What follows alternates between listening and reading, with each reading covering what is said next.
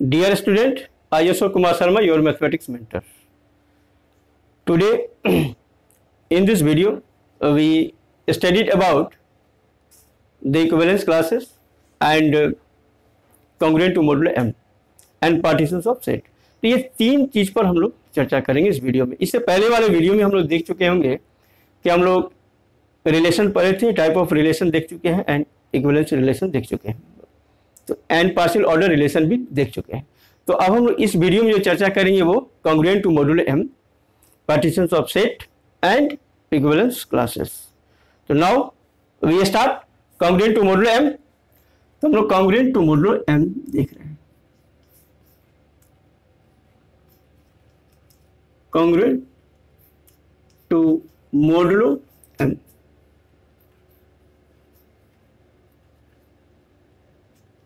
ये congruent to modulo m क्या होता है? तो देखिए, मान लीजिए let a and b are any two integers,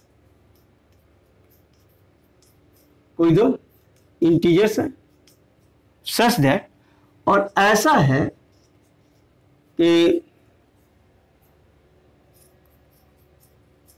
कि a minus b is divisible bye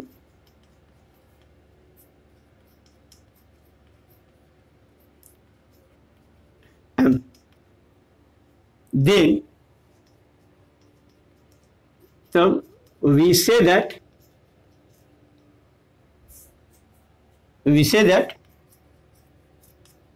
a is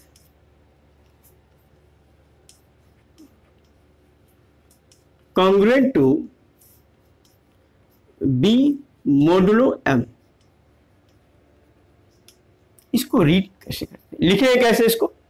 देखिए, इसको it can be written as, इसको जो लिखा जाता है वह इस प्रकार, it can be written as इस प्रकार।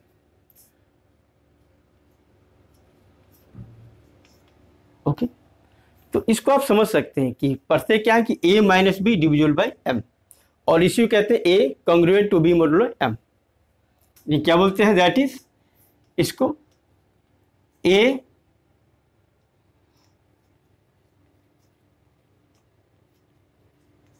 Congruent to b modulo m। तो इस प्रकार आप समझ गए होंगे कि कॉन्ग्रुएंट टू मोडुलो m का मतलब क्या होता है। और याद रखिएगा कि ये सेट ऑफ इंटीजर्स में ही काम करता है, दूसरे किसी नंबर में नहीं। ये a और b क्या होना चाहिए? इंटीजर्स ही होना चाहिए, चाहे वो पॉजिटिव हो या नेगेटिव इंटीजर्स हो, लेकिन ये इंटीजर्स ही होगा, बाकी कोई दूसरे नंबर पे वर्क नहीं करता है। अब हम लोग चर्चा करें पार्टीशंस ऑफ सेट। तो आप कॉन्ग्रुएंट टू मॉडुलो m समझ गए, और अब हम लोग जो चर्चा करेंगे वो किस पर चर्चा करेंगे? पार्टीशंस ऑफ सेट पर। देखिए, पार्टीशंस ऑफ ए सेट, ये क्या होता है? मान लीजिए कि if A B any sets, कोई सेट है और लेट मान लिया जाए, late a1 a2 a3 an are subset of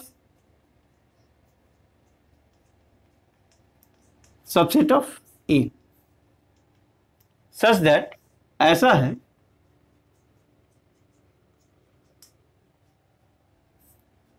such that कि पहला जो है कि ए आई, कोई भी दो सेट का इंटरसेक्शन क्या है? नल हो, यानी कि I is not equal to जे। अगर आई और जे बराबर हो जाएगा तो यानी कि दोनों सेट क्या हो गया? सेम हो गया, तो उसका इंटरसेक्शन निकालोगे तो वही का वही सेट आ जाएगा। दूसरा, अगर हम यूनियन करें A1 union A2 union A3 union dot dot union AN, ये कितने के बराबर हो जाए? A के बराबर हो जाए।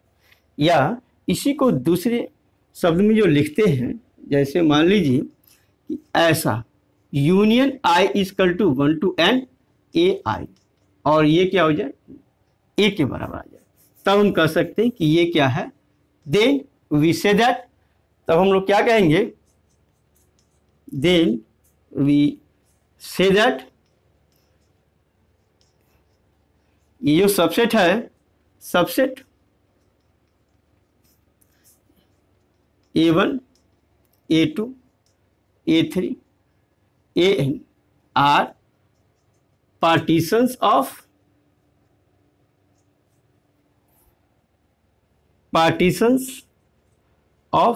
A।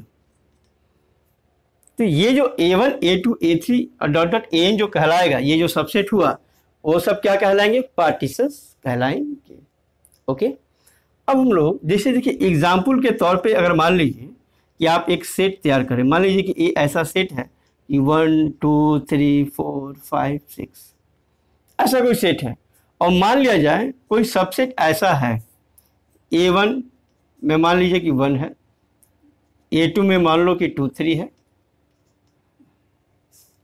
A3 में मान लो 4 5 है, एंड मान लीजिए कि A4 में 6 है। ओके, अगर हम देखें किसी भी सेट का इसका इंटरसेक्शन निकाल कर देखो नल है, A2 A3 का इंटरसेक्शन निकाल के देखो नल है, A4 A3 का इंटरसेक्शन भी नल, किसी कोई भी दो सेट का दिखा दीजिए कि उसका अगर इंटरसेक्शन निकालते हैं तो वो क्या आता है? नल आता है। और सबको यूनियन किया जाए तो देखो कि सेट A के बराबर आ जाएगा, 1 2 3 4 5 6 आ जाएंगे। तो हम कह सकते हैं कि ये जो सेट है A1 A2 are partitions of A कहा जाएगा। ये पार्टीशंस ऑफ A होंगे, यानी कि जितने भी आपको सबसेट I नजर आया, ये जो देख रहे हो उसका A1 A2 A3 dot dot AN A4 जो आया, ये चारों जो सबसेट हुए A के, ये क्या कहलाएंगे?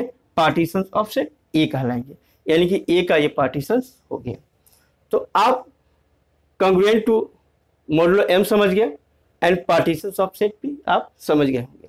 अब हम लोग इसके बाद जो चर्चा करेंगे वो इक्विवेलेंस क्लासेस पर चर्चा करेंगे।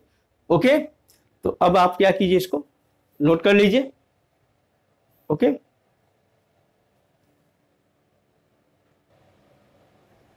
तो हम लोग पार्टीशंस ऑफ सेट देख चुके हैं, अब हम लोग इक्विवेलेंस क्लासेस पर चर्चा करेंगे। देखिए इक्विवेलेंस क्लासेस,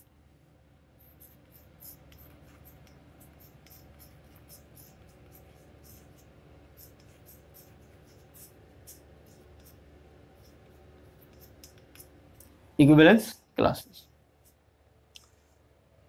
लेट मान लिया जाए A B any set, A B a set of integers, या जेड लिख सकते हैं, set of all integers, Z ही लिखिए।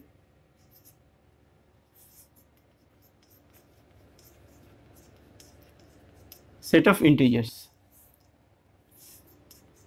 और मान लिया जाए let any integer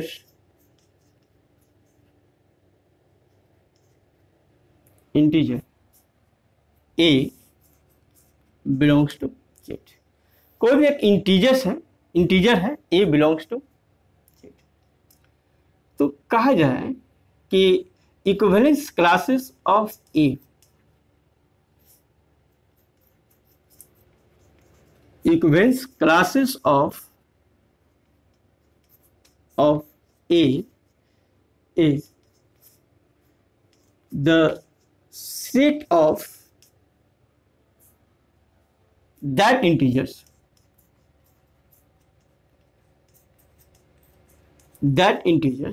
which are related to ए,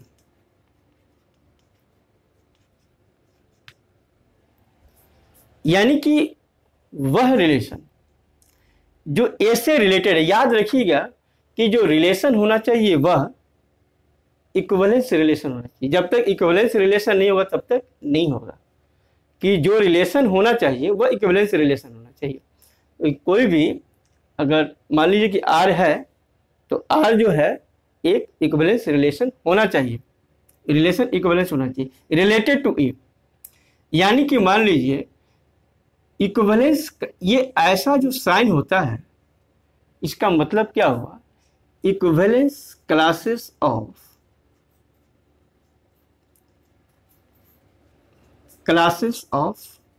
ए। क्या हुआ, इक्विवेलेंस क्लासेस ऑफ ए हुआ। और इसमें वह एलिमेंट्स होता है एक्स सच दैट कि x a belongs to R. दोनों तो इंटीजर्स ही है, यानी कि अदर वर्ड में कह सकते हैं एक्स इज रिलेटेड टू ए। और वेयर, यहां जो आर जो हम देख रहे हैं R be and equivalence relation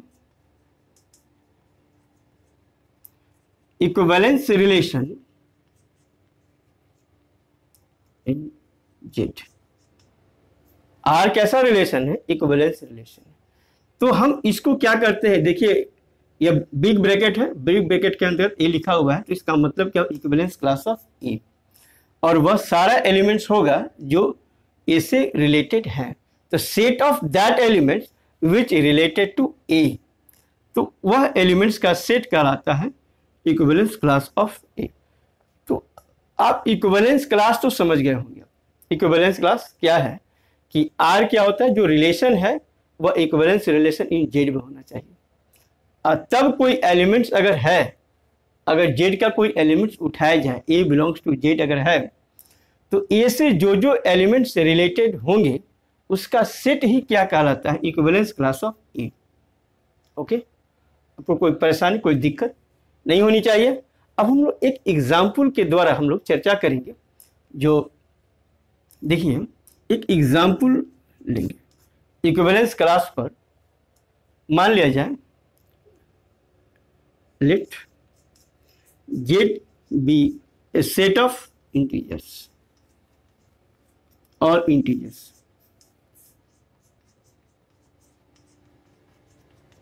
और ये भी मान लीजिए let R be a relation in Z which defined as relation defined as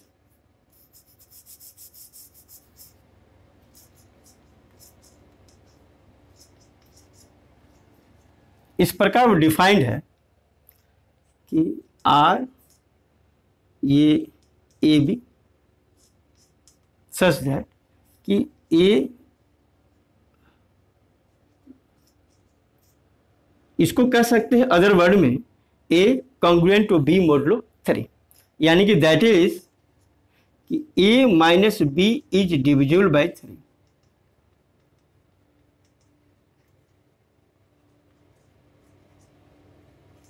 okay, समझ गए कि यह रिलेशन इस प्रकार डिफाइंड है कि a minus b is divisible by 3। A minus b किससे डिविजिबल है, 3 से डिविजिबल है। अब हम लोग देखेंगे कि क्या यह रिलेशन इक्विवेलेंस रिलेशन है या नहीं है। तो यह रिलेशन इक्विवेलेंस है या नहीं है, तो पहले हम लोग रिफ्लेक्सिव पर चर्चा करेंगे। ठीक है, तो कोई भी दो एलिमेंट्स उठाओ, कोई भी एक एलिमेंट्स उठाते हैं ए बिलोंग्स टू जेड, यानी कि ये क्या है, इंटीजर्स हैं। तो जब इंटीजर्स है तो याद रखिए ए माइनस ए क्या होता है, 0। और वैसे 0 सारे नंबर से डिविजिबल है, तो 0 is divisible by 3।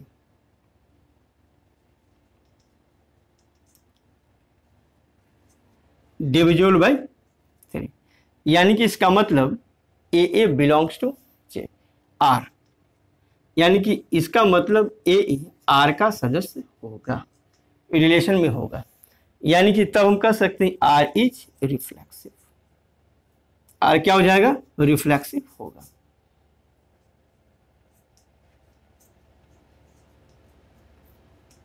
Are is reflexive. तो हम लोग क्या किए, पहले रिफ्लेक्सिव दिखा दिए कि आर के रिलेशन क्या है, रिफ्लेक्सिव है। इसके बाद हम लोग क्या दिखाना है, सिमेट्रिक एंड ट्रांजिटिव। तब हम कह सकते हैं कि वह इक्विवेलेंस रिलेशन होगा। तो आप क्या कीजिएगा, इसको आप नोट कीजिए, हम लोग सेकेंड पर चर्चा करेंगे। ओके,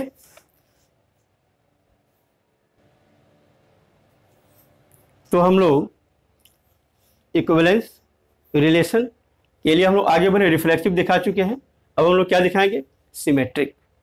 तो देखिए सिमेट्रिक कैसे दिखाएंगे, जैसे फॉर ऑल, कोई भी दो एलिमेंट्स उठाइए, ए माइनस बिलोंग्स टू आर, जो रिलेशन में है, रिलेटेड है। तो इसका मतलब ए माइनस बी क्या हो गया, डिविजिबल बाय 3।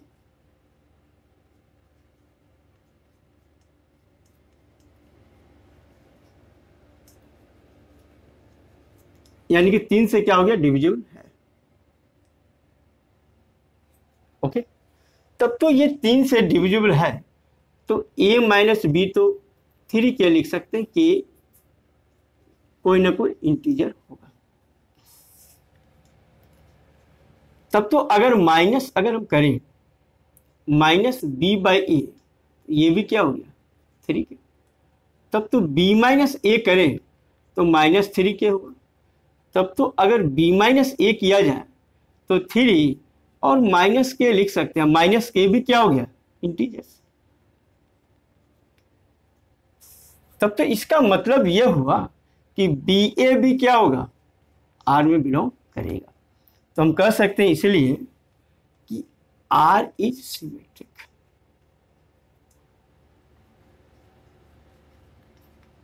आर क्या हो गया, सिमेट्रिक हो गया। अब इसके बाद क्या दिखाना है, ट्रांजिटिव। एंड हम लोग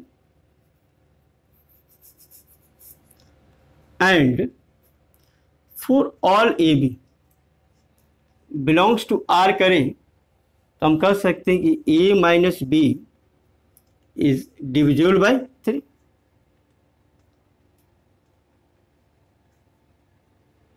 बाय 3। तब तो या क्या हो जाएगा कि a minus b is equal to 3 केवल लिख सकते हैं। और यदि अगर हम देखें तो हम लोग ये बिटाएं इसको। अब दूसरा देखें, बी सी, हम लोग ए माइनस बी 3 K1 आ गया। और यहाँ पर देखिए K1 क्या हो गया, बिलोंग्स टू जेड, यानी कि ए माइनस बी 3 से डिविजिबल है। एंड अगेन ये b c belongs to R, तो देखो बी माइनस सी भी तब क्या होगा, इज डिविजिबल बाय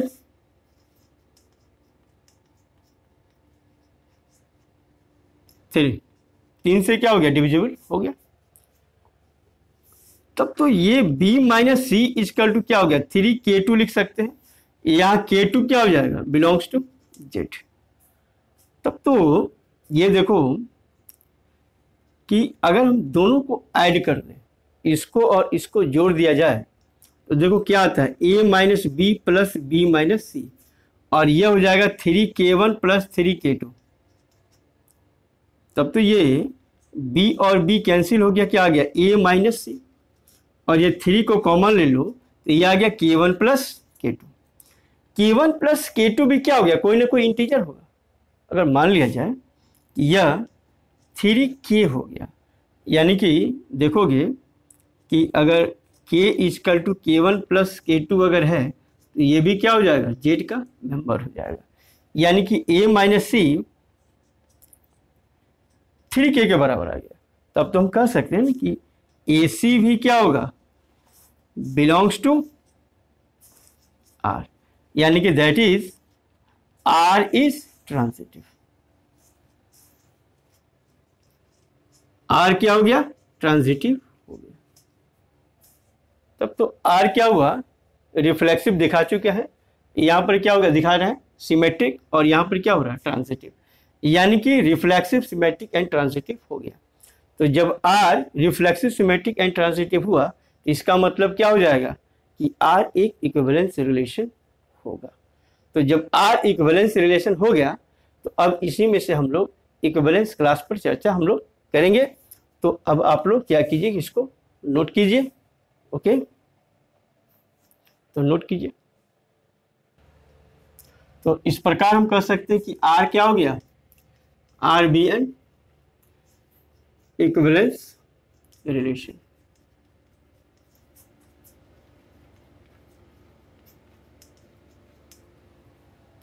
आर तो एक इक्विवेलेंस रिलेशन इन जेड।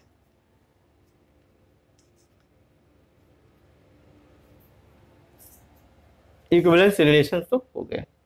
जब इक्विवेलेंस रिलेशन हुआ तब अब हम लोग जो बात करेंगे इक्विवेलेंस क्लास पर। अब इक्विवेलेंस क्लास पर चर्चा करेंगे, इसमें कौन कौन सा आएगा। तो 3 लिए हुए हैं, तो पहले हम लोग चर्चा करें 0 से। देखिए ये इसका मतलब क्या हुआ, the set of integers which related to G, which are related to 0,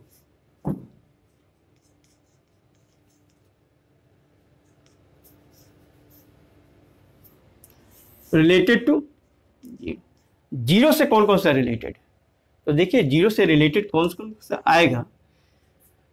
देखिए एक तो खुद 0 आ जाएगा, और 0 उसके बाद 3, 0 में से 3 को घटाइए तो 3 आएगा, यानी 3 माइनस 0, यानी कि कहता है कि x a belongs to R. Equivalence class का मतलब यही होता है, अगर ए का मतलब हुआ तो एक्स ऐसा लिखा हो, इसका मतलब क्या हुआ, x minus a is divisible by m, चाहे कुछ भी जो भी जिससे भी हो। तो याद रखिए कि अगर रिलेशन इन जेड है इस प्रकार डिवाइन है, तो यहां पर कहता क्या है कि इसको मतलब यह हो गया कि अगर हम शॉर्टकट में लिखना चाहें तो इसका मतलब तो यही होगा कि x0 बिलोंग्स टू आर, यानी कि दैट इज कह सकते हैं कि x minus 0 is divisible by 3।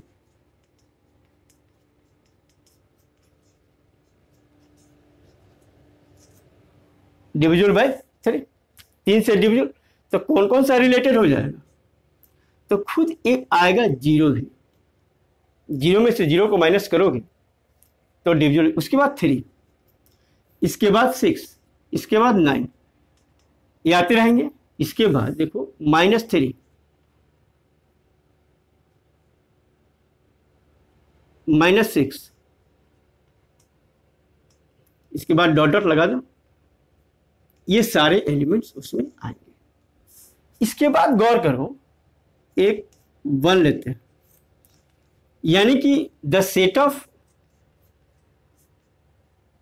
Of integers, which are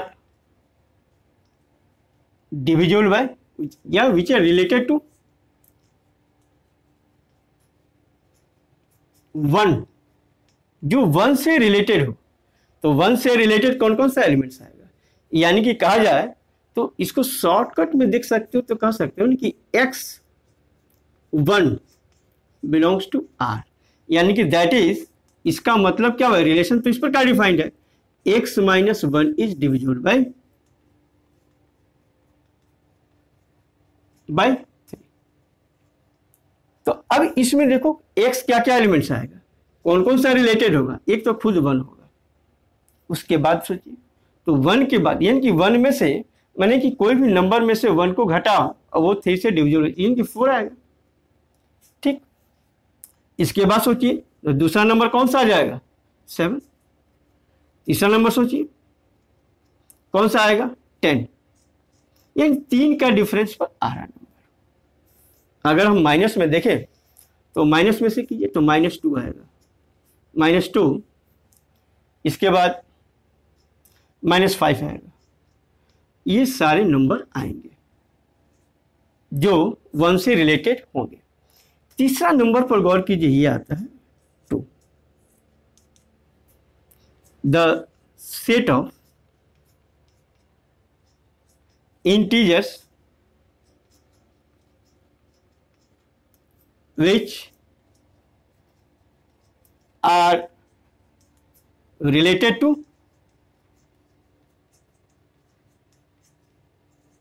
2, 2 से जो रिलेटेड है, तो 2 से रिलेटेड यानी कि इसको इस प्रकार लिख सकते हैं, बिलोंग्स टू R, यानी कि इसका मतलब यह हो गया कि x - 2 इज डिविजिबल बाय 3।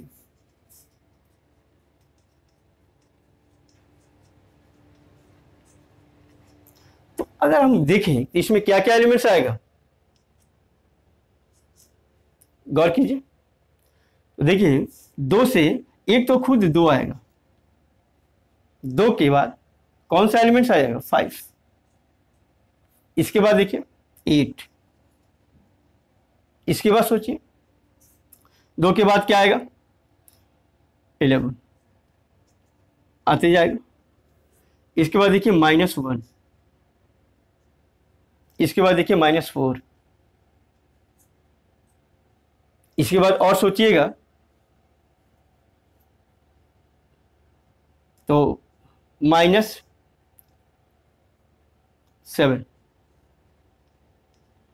इसके बाद और सा आएगा।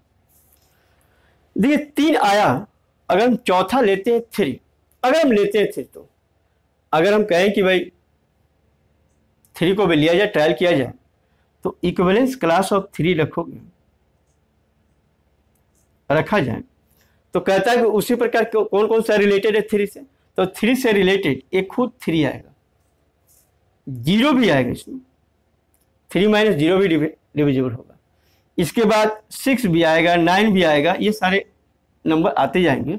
उसके बाद -3 भी आएगा, -6 भी आएगा, ये सारे। लेकिन जैसा गौर करो, ये और ये सेम ही है, इस पर देखिए,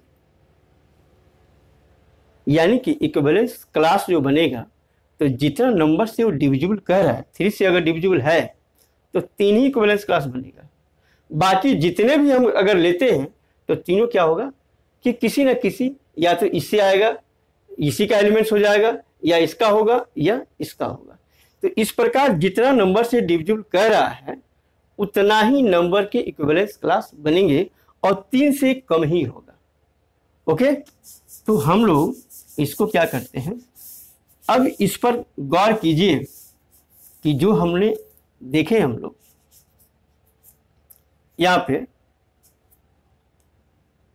ये 0 जो आया हुआ है, equivalence class of 0, equivalence class of 1, ये इक्विवेलेंस क्लास ऑफ 2, ये 3 आए हुए। अब हम लोग 3 पर चर्चा करते हैं कि देखिए कैसे ये पार्टीशंस हैं। तो पार्टीशंस होंगे तभी होगा, तो हम लोग आगे चर्चा करेंगे। तब तक आप लोग क्या कीजिए, इसको नोट कीजिए, हम लोग इसके बाद इस पर चर्चा करते हैं इक्विवेलेंस क्लास पर। ओके, तो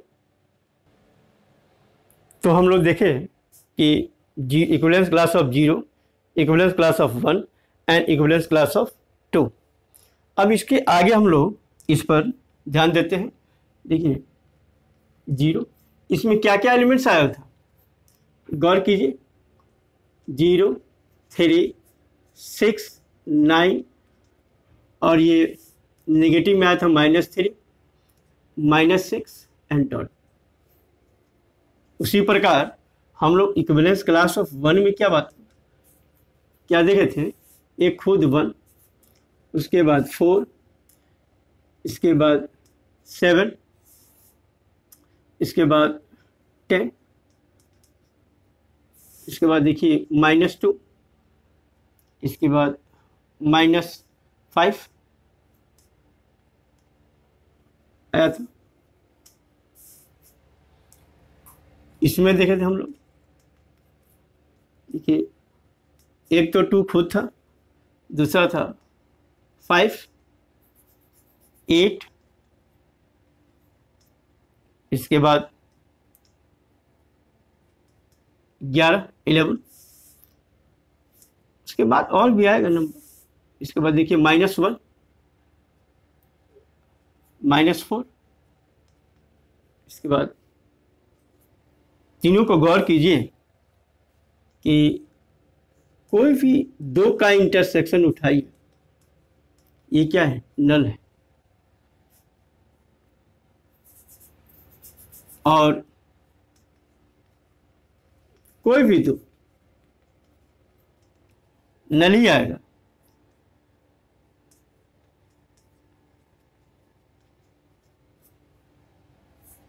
किसी भी दो सेट का, और दो सबको इंटरसेक्ट कीजिए,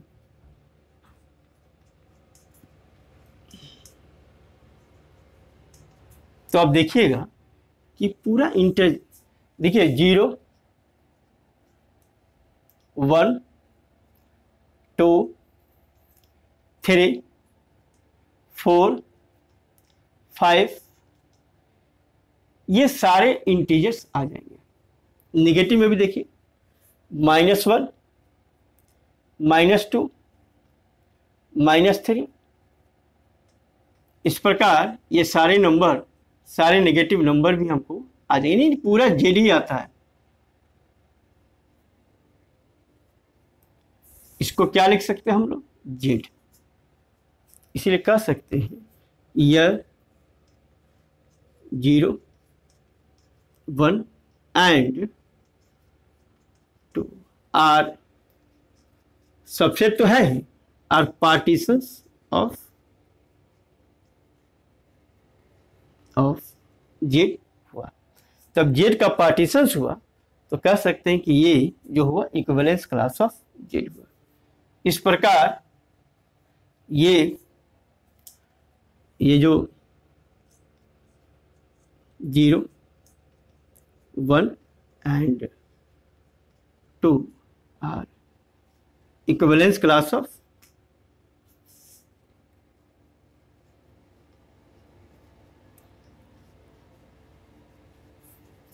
क्लासेस ऑफ जेड। तो आप याद रखिए कि अगर जानते हैं तो आप आराम से लिख सकते हैं। एक नोट और भी कर लीजिए। अगर आपको कहीं भी एक रिलेशन दिखाई दे दे कि a relation are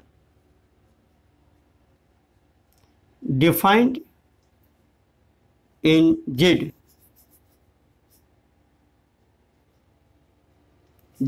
such that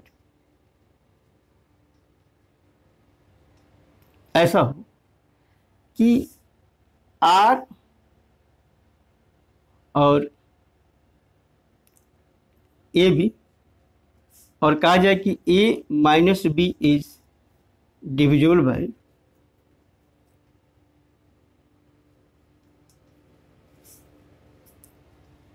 bye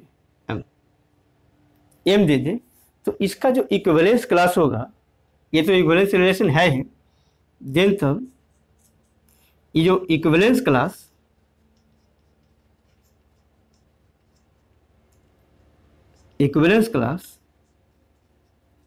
classes of Z are जो आएंगे वो याद रखिए 0 से शुरू कीजिए, एम से जो डिविजिबल है।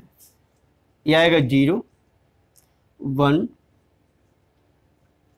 2 और धीरे धीरे आप एम तक, आर तक जाइए, आर, और ये आर जो होगा